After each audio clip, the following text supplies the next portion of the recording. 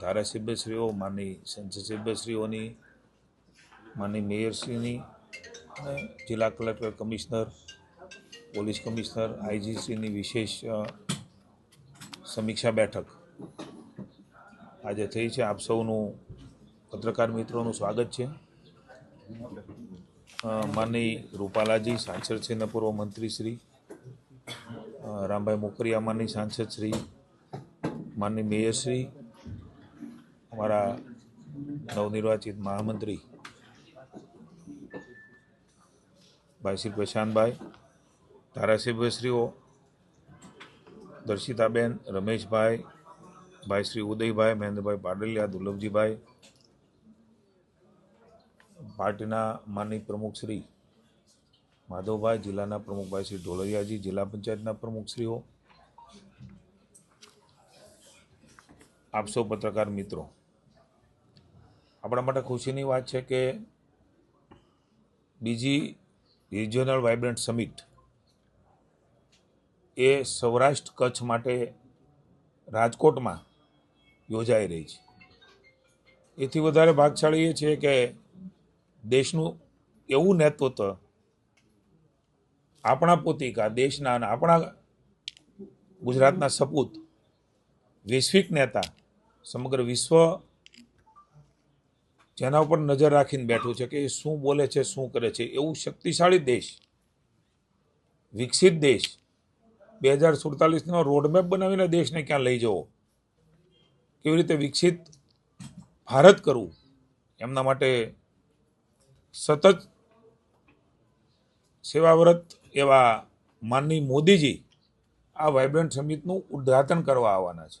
સૌરાષ્ટ્રની અને કચ્છની આ પવિત્ર ભૂમિ ઉપર માનની મોદી સાહેબનું આવવું, એક નવા વાઇબ્રેશનો, એ આપણે સૌ જાણીએ છીએ કે જ્યાં જ્યાં જાય છે ત્યાં વિકાસ, કરોડો રૂપિયાના ખાતમુહૂર્ત, લોકાર્પણો, નવી પોલિસીઓ, નવા સીમાચિહ્નરૂપ કહી શકાય એવા કામોની શરૂઆત પણ એ સૌરાષ્ટ્રની ધરતી ઉપરથી થશે. નવા પ્રકારની ઉર્જા, કારણ કે એવું તત્વ મહાપુરુષ છે કે જ્યાં પણ જાય છે ત્યાં એક નવી ઉર્જાનો સંચાર એ આપણે આ પવિત્ર રાજકોટની ભૂમિ ઉપર, સૌરાષ્ટ્ર કચ્છની ભૂમિ ઉપર આવી રહ્યા છે. ત્યારે આપ સૌ જાણો છો એ પ્રકારે 11-12 વાઇબ્રન્ટ સમિટ એ રાજકોટ રિજિયોનલ વાઇબ્રન્ટ સમિટ યોજાઈ રહી છે. ત્યારે માનની મોદીજી એ 11 તારીખે આખો કાર્યક્રમ નક્કી થાય એટલે આપણે કહીશું, પણ ટેન્ટેટિવ બપોરે માનની મોદીજી એ રાજકોટ પધારશે. આપણું જે જૂનું એરપોર્ટ છે ત્યાં જ એ ઉતરવાના છે અને ત્યાંથી એમનું ભવ્ય દિવ્ય રીતે આપણી સૌરાષ્ટ્રની ભૂમિ પર આવે છે. ત્યારે આ રંગીલા રાજકોટમાં એમનું સ્વાગત માનની મુખ્યમંત્રી ભૂપેન્દ્રભાઈના અને માનની નાયબ મુખ્યમંત્રી ભાઈ શ્રી હર્ષભાઈના માર્ગદર્શન નીચે, મુખ્યમંત્રીના નેતૃત્વની અંદર એની સ્વાગત માટેની ભારતીય જનતા પાર્ટીના માનની જગદીશભાઈ વિશ્વકર્માના માર્ગદર્શન નીચે પાર્ટી, સામાજિક સંસ્થાઓ, જ્ઞાતિ જાતિઓ, અલગ અલગ પ્રકારના શૈક્ષણિક સંસ્થાઓ, જે લોકોએ સૌરાષ્ટ્ર માટે નાનું મોટું કોન્ટ્રીબ્યુશન કર્યું છે, એ તમામના માનની મોદી સાહેબ આવતા હોય ત્યારે એમને સ્વાગત કરવા માટે થનગની રહ્યા છે. અમારા સૌ માનની પદાધિકારીઓને પણ કહી રહ્યા છે કે અમારે મોદી સાહેબનું સ્વાગત કરવું છે. તો એના માટેના એક રોડ શોનું પ્લાનિંગ જે ટેન્ટેટિવ છે એ પણ કરી રહ્યા છીએ. મારવાડી કોલેજ છે ત્યાં આ સમગ્ર કાર્યક્રમ યોજાવાનો છે. મહેસાણામાં પણ આ પ્રકારની વાઇબ્રન્ટ સમિટ થઈ છે. સૌરાષ્ટ્ર ઉપર સ્વાભાવિક રીતના એક વાઇબ્રન્ટ સમિટની અંદર આવા દિગ્ગજ નેતૃત્વ જેણે દેશને દિશા આપી છે એવું મહાન નેતૃત્વ એ વાઇબ્રન્ટ સમિટની અંદર સૌરાષ્ટ્રને કચ્છમાં આવે, એ સમગ્ર સૌરાષ્ટ્રને કચ્છ માટે, સમગ્ર ગુજરાત માટે એ ગૌરવશાળી ઘટના છે. મારવાડી યુનિવર્સિટી ખાતે આપ સૌ જાણો છો એ પ્રકારે એમનો પ્રારંભ એ માનનીય વડાપ્રધાન શ્રી કરાવવાના છે. દેશના પણ મંત્રીશ્રીઓ, માનનીય મુખ્યમંત્રી શ્રી ભૂપેન્દ્રભાઈ, માનનીય પ્રદેશ અધ્યક્ષ જગદીશભાઈ, નાયબ મુખ્યમંત્રી શ્રી હર્ષભાઈ, મંત્રીમંડળના વિવિધ સાથીઓ, ધારાસભ્યશ્રીઓ, સંસદ સભ્યશ્રીઓ એ પણ આ વાઇબ્રન્ટ સમિટમાં ઉપસ્થિત રહેવાના છે. ટ્રેડ શોનું ઉદ્ઘાટન સમારોહ માનનીય મોદી સાહેબ કરશે. અલગ અલગ પ્રકારે થીમ એ પણ ત્યાં આપવામાં આવી છે. હજી પણ આખી વ્યવસ્થાઓ એ માનનીય કલેક્ટરશ્રી ઓમપ્રકાશજી હોય, કમિશનરશ્રી હોય કે પ્રદેશ અમારા રાજ્યમાંથી સનદી અધિકારીઓ એ જોઈ રહ્યા છે. નાના મોટા ફેરફારો સાથે અંતિમ નથી.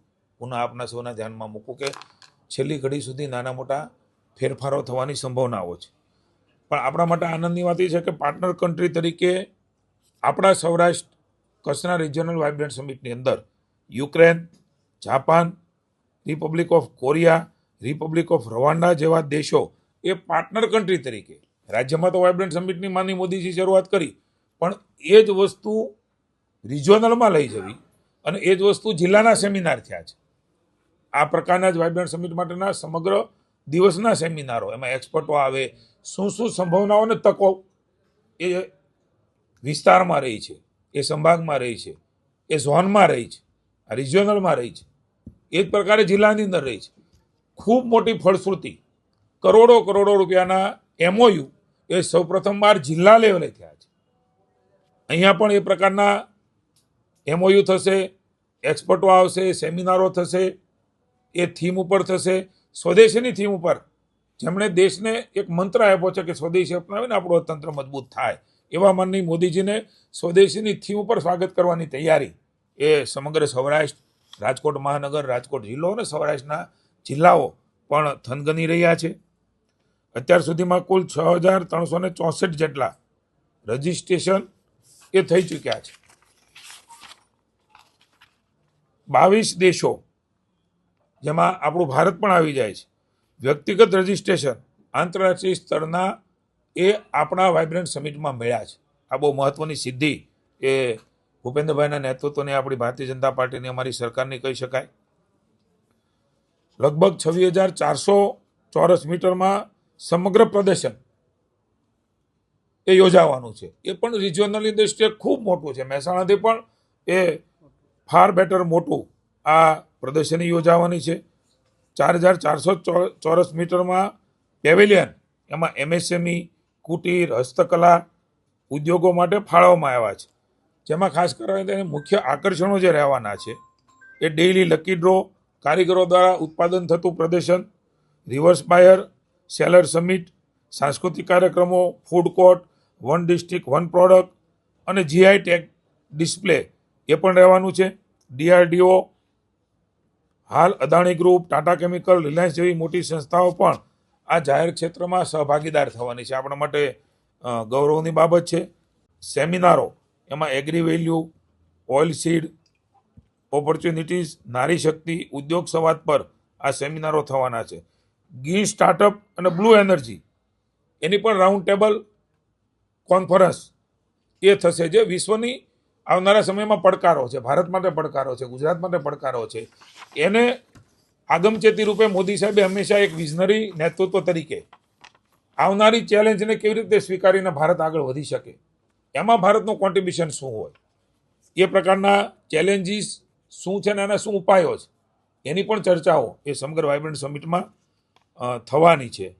MSCના કોન્ક્લેવ છે, ગિફ્ટ સિટીની વ્યવસાયની તકો, વિશ્વમાં પહેલું આવું ગિફ્ટ સિટી એ બન્યું છે, ત્યારે એ વ્યવસાયની તકો પણ આપણા જે ઇન્ડસ્ટ્રીયલિસ્ટો છે, વેપારીઓ છે, ઉદ્યમીઓ છે, સ્ટાર્ટઅપર્સ છે, જેના પર માનનીય મોદી સાહેબે ભાર આપ્યો છે.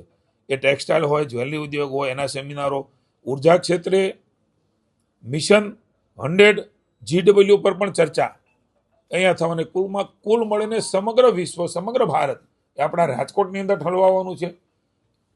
એની ચર્ચાઓ થવાની છે, નોલેજ શેરિંગ થવાનું છે, ટેકનોલોજી શેરિંગ થવાનું છે. એક અદ્ભુત કહી શકાય એવો ઐતિહાસિક આ કાર્યક્રમ, જેના આધાર ઉપર સમગ્ર સૌરાષ્ટ્ર ને કચ્છ એ ગુજરાતના વિકાસની અંદર કોન્ટ્રીબ્યુશન કરી શકે એ પ્રકારની આખો કાર્યક્રમ એ યોજાયો છે. 4,000થી પણ વધારે લોકો એ આખા ડોમના, વિશાળ ડોમની અંદર જે નિશ્ચિત થયેલા, રજિસ્ટ્રેશન થયેલા ઉદ્યમીઓ છે, એમના માટેનો આ રહેવાનો છે. 20થી વધુ સેમિનાર હોલ, VIP લોન્ચની સુવિધા.